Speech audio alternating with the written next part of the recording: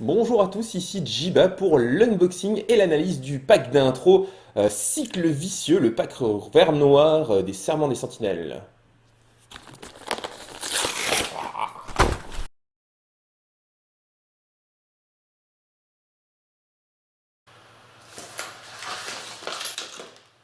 Donc,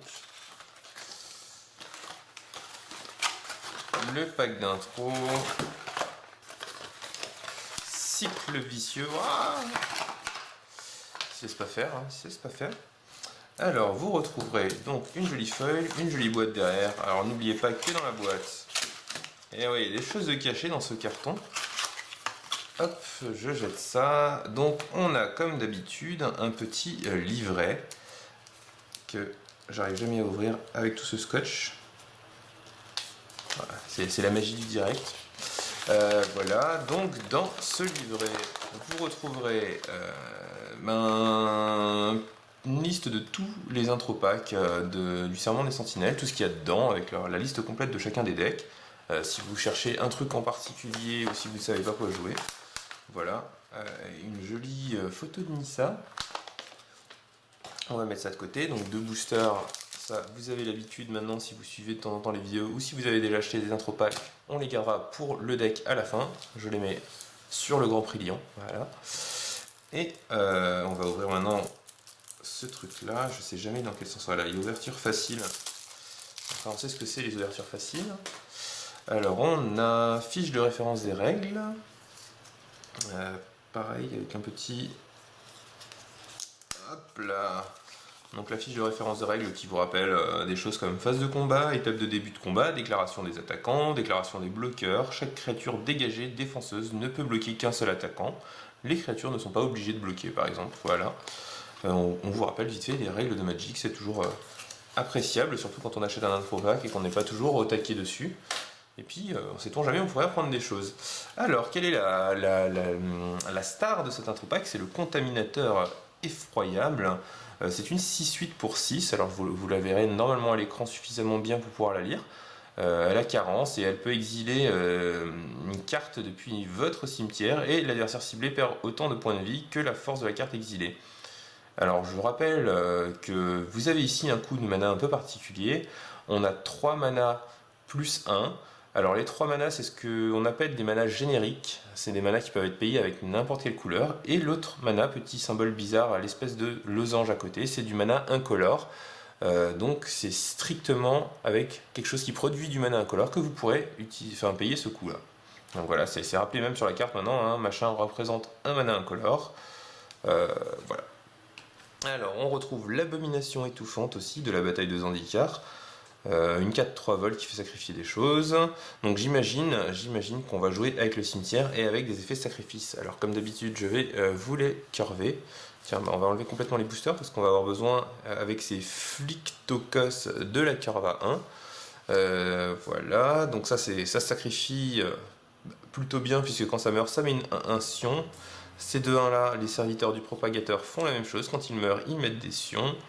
Là, on a des larves du terreau qui, eux, vont chercher des terrains de base. Donc, j'imagine qu'on peut aussi aller chercher des landes. On verra tout à l'heure s'il y en a. Et Scogriffe putride, c'est des 1-1 qui grossissent à chaque fois qu'une bête meurt. On a encore des 2-2 pour 2 carence qui grossit avec du mana incolore. Il gagne plus 1, plus 2. C'est assez fort si vous arrivez à avoir accès à du mana incolore. On passe dans la curve à 3. Alors lui, avec du mana incolore, il draine votre adversaire, il lui colle 1 et vous gagnez 1. Lui peut permettre de sacrifier d'autres créatures pour grossir. C'est plutôt appréciable puisque on peut le voir que visiblement, quelque part, on va faire un petit peu marcher du moteur de sacrifice. Lui, il exile une carte de créature de votre cimetière pour mettre des zombies de 2. Les 4-3. Alors le gardien de semence c'est pas mal du tout, c'est 3-4 portées et quand elle meurt, ah ben, il y en a deux, quand elle meurt elle met un X, X étant le nombre de créatures dans votre cimetière. Hein. Donc dans un jeu où on va visiblement mettre des créatures au cimetière, parfois exprès, on sera peut-être plutôt content d'avoir après une XX assez grosse. Hein. Pionnier de Kozilek, 5-5 pour 6 qui ne peut pas être bloqué, non, qui empêche de bloquer une créature pour un incolore.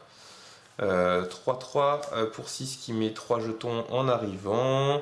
Le magnifique Balotte Infécond qui va aller chercher jusqu'à 2 créatures dans votre cimetière pour les remettre dans votre main. Et donc le contaminateur. Donc on n'a pas de carte à 5 mana pour l'instant. Je vais laisser un trou parce qu'il y a les sorts qui vont arriver. On a Sylve Gangrené, donc qui peut se sacrifier pour aller chercher jusqu'à 2 terrains basiques dans votre bibliothèque et les mettre engagés. Une étendue sauvage, un allié fertile, 2 alliés fertiles pour aller les chercher vos terrains et parmi les 5 cartes du dessus de votre bibliothèque. Donc des landes comme prévu. Il y en a 1, 2, 3, 4. 4 landes donc à aller chercher.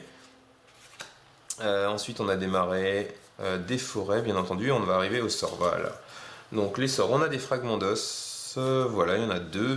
Donc ça va vous permettre de sacrifier les créatures que vous voulez sacrifier pour tuer des grosses créatures en face, toujours appréciable. Vigne de la récluse, +1, +2, portée, dégager la créature.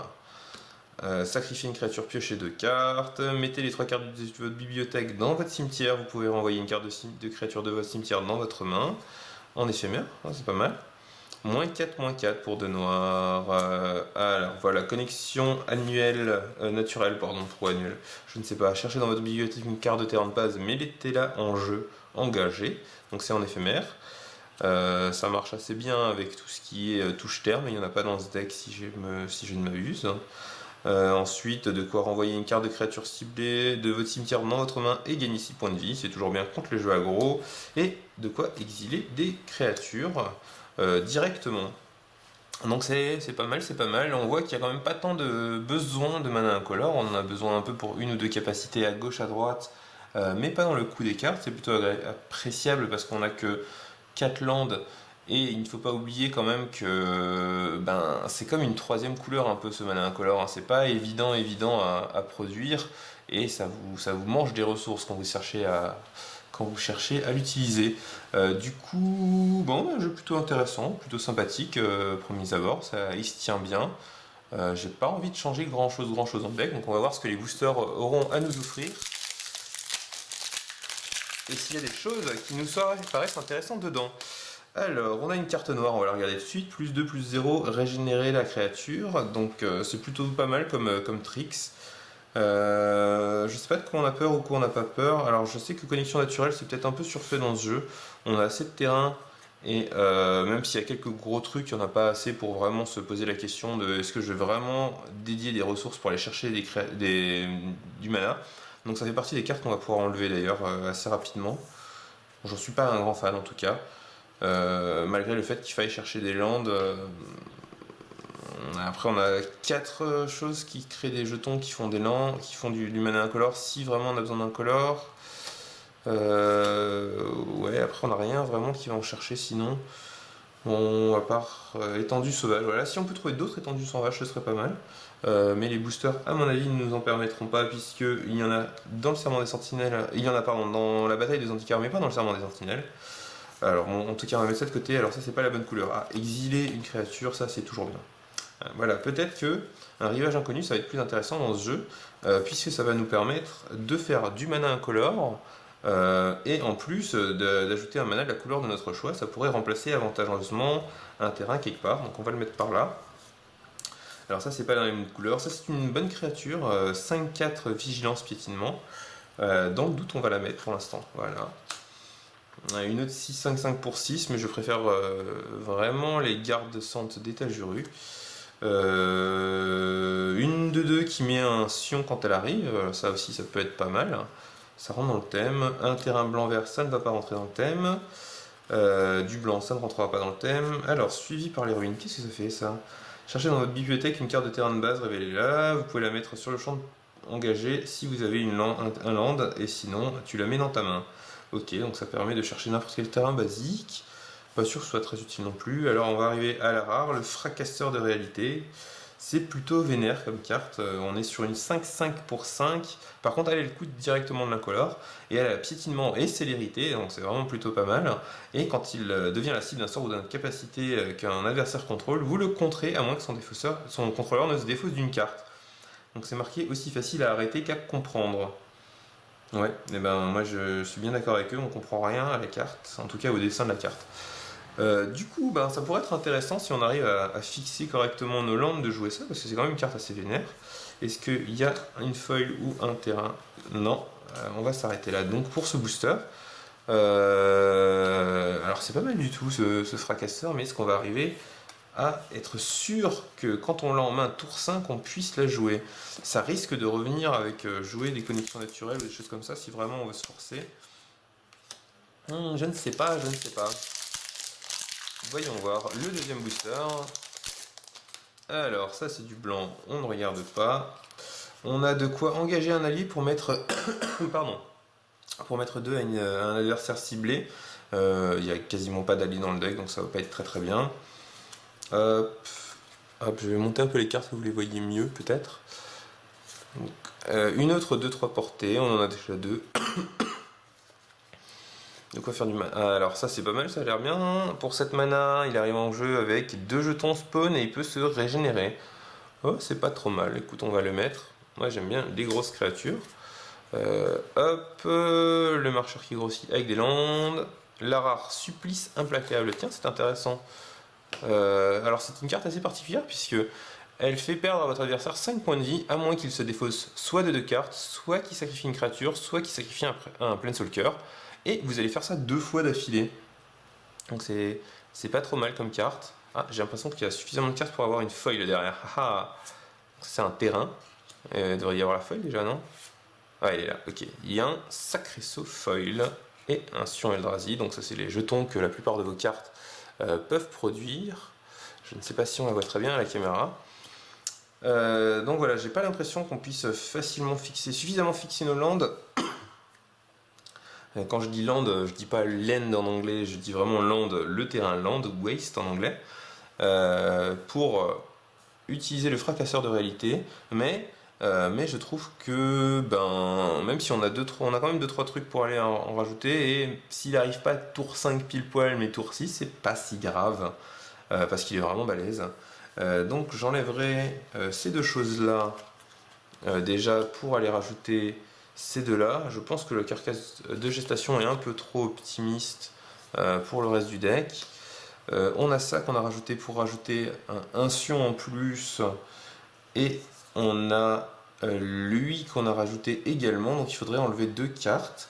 Je propose le petit trick qui n'est pas très efficace, je pense. Il est rigolo, mais je préfère directement tuer une créature en face. Et ça, mettre des créatures dans notre cimetière, finalement, à part pour le gardien et pour une ou deux cartes qui vont récupérer des créatures du cimetière, c'est pas si utile, donc on peut en enlever un. Voilà, ça fait de la place. Pour ceux qui veulent essayer le supplice implacable, je le remets par ici. Vous pourrez enlever le deuxième, par exemple, baratement cadavérique, rien que pour le nom de toute façon. Et pour le rivage inconnu, ça va être un petit peu différent, parce qu'on va essayer de trouver de la place pour ce rivage, sans enlever un land, parce que je trouve qu'on est un peu juste en land. On va probablement enlever un allié fertile. Ah, je sais pas, parce qu'en fait, l'allié fertile c'est vraiment bien en début de partie, mais ça va vous permettre de vous fixer un petit peu votre mana. Et après, ça sert plus à rien, c'est juste un terrain qui arrive en jeu engagé. Le problème de votre début de partie ici, c'est que vous avez 2, 4, 6, 8 cartes qui coûtent 2 déjà. Donc à part si c'est au premier tour, vous n'avez pas trop envie de jouer un terrain qui arrive en jeu engagé dans votre deck. Du coup, le rivage inconnu, il arrive dégagé et potentiellement, même si ça coûte un peu plus cher, vous allez pouvoir vous fixer un petit peu aussi. Donc je vais enlever un allié fertile dans ce deck là. Voilà, plutôt sympathique ce deck Vermort, je trouve. Je pense que je ferai des parties avec et voir ce que ça donne.